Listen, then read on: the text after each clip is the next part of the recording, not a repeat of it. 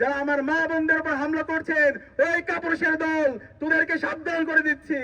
আর কোন আমার মা বোনের উপর যদি হামলা হয়, তোদের ঠিকানা এই বাংলাদেশে হবে না। এই বিএনপির সন্ত্রাসীরা হামলা করে জামাতের রেজাউল ভাইকে হত্যা করেছে এবং একই সাথে এখন পর্যন্ত 10 জন মুমূর্ষু অবস্থায় আছে। প্রায় 100 এর অধিক জনতা তারা আহত অবস্থায় হাসপাতালে আছে।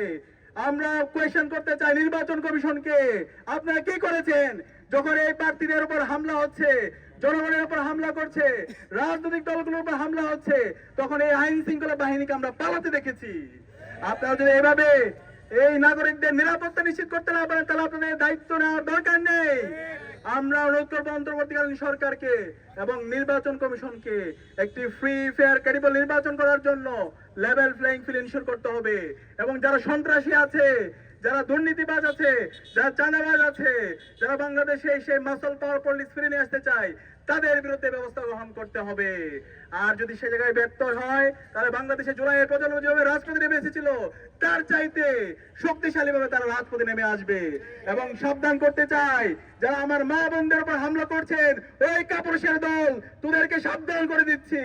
আর কোন আমার মা বোনের উপর যদি হামলা হয়, তোদের ঠিকানা এই বাংলাদেশে হবে না।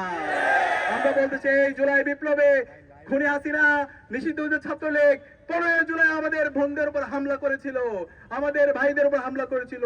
এই হাসিনার ঠিকানা এই বাংলাদেশে হয় নাই। এই ছাত্র জনতার বিপ্লবের মাধ্যমে হাসিনা এই দেশ থেকে দিল্লিতে পালিয়েছে। আপনারা যদি সেই হাসিনার রাজনীতি করতে চান, সেই সন্ত্রাসের রাজনীতি করতে চান, আমার মা বোনদের উপর হামলা করেন, এভাবে রেজাউল ভাইদের উপর হামলা করেন, তাহলে আপনাদের এই ঠিকানা এই বাংলাদেশে হবে না। আমরা অনুরোধ করব সকল রাজনৈতিক দল, সকল ছাত্র সংগঠন, সিভিল সোসাইটি, মিডিয়া সবাইকে দায়িত্বশীল আচরণ করার জন্য।